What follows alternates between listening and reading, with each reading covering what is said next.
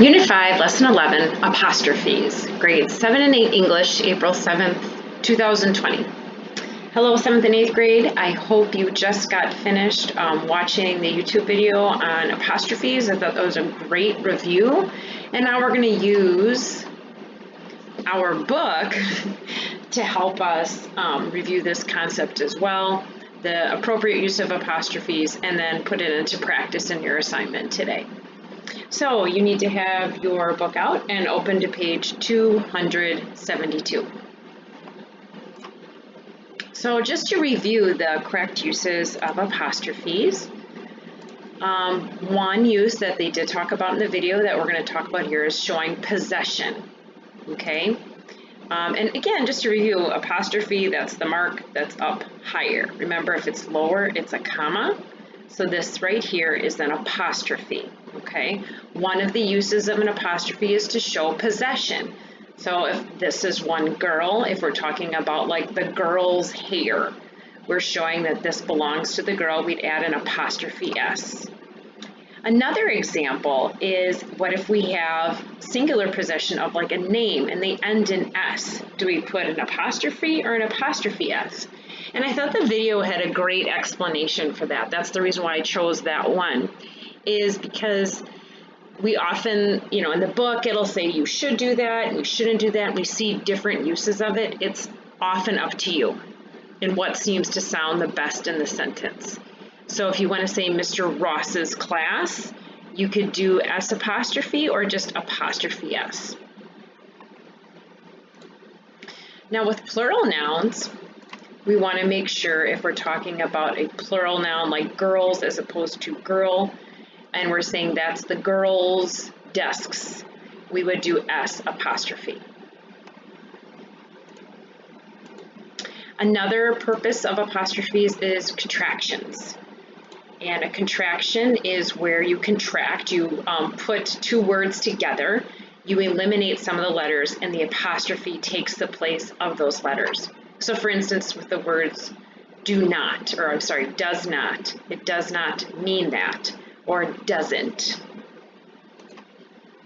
They would, they'd. So that is another purpose of apostrophes. And finally, the last one is to make things plural.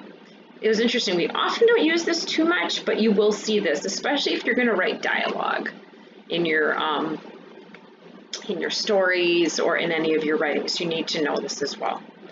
So if I were going to say there were 5 I's in the sentence, if I'm talking about letter and I'm trying to make it plural, I put an apostrophe S. Or we say, hey, watch your P's and Q's.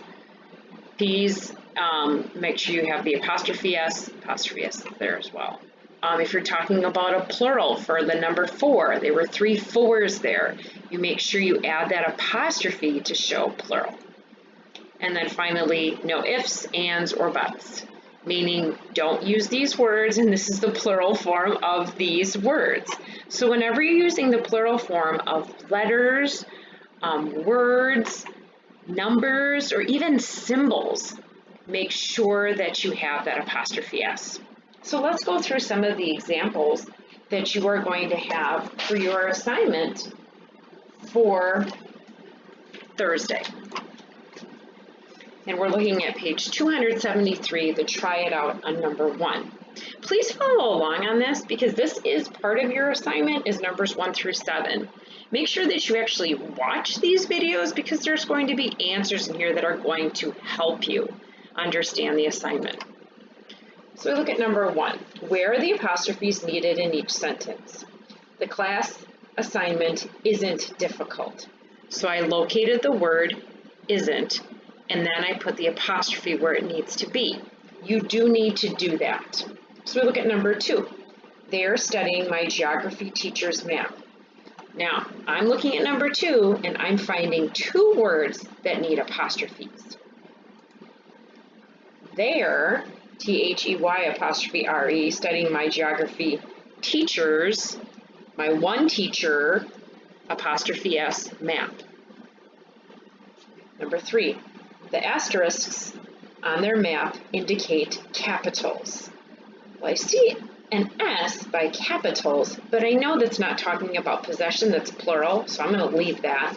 But then I look at asterisks, that little star thing, and I see, think that needs an apostrophe. And that is correct, it does.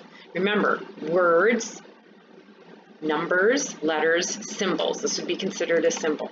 Now we look at number 4. Mary's error in the spelling of Mississippi is understandable.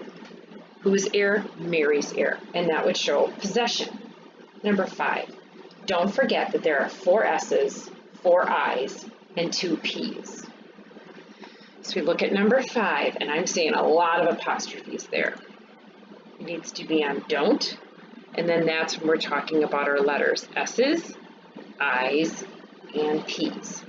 Number 6, you're remembering your S's in Tennessee, aren't you? I see 3 spots there that need it. I see it in your, in S's, and aren't. Finally, number 7, Ray's problem is remembering the Canadian Prime Minister's name. Well, whose problem? Ray's. That's possession. It's remembering the Canadian Prime Minister's name.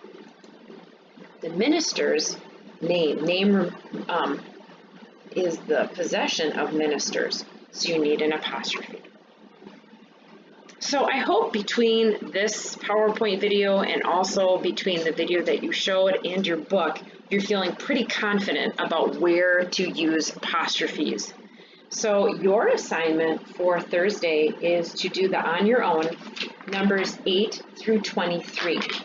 It says here, write the sentences, adding apostrophes where necessary.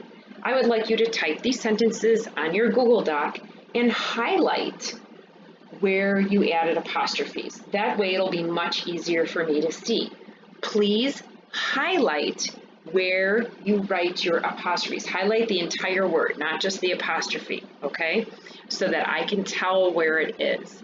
If you don't do that, I will send it back to you and ask you to do that. That's part of the instructions for Thursday. All right? Thank you so much. I'm looking forward to seeing your work. Have a great day.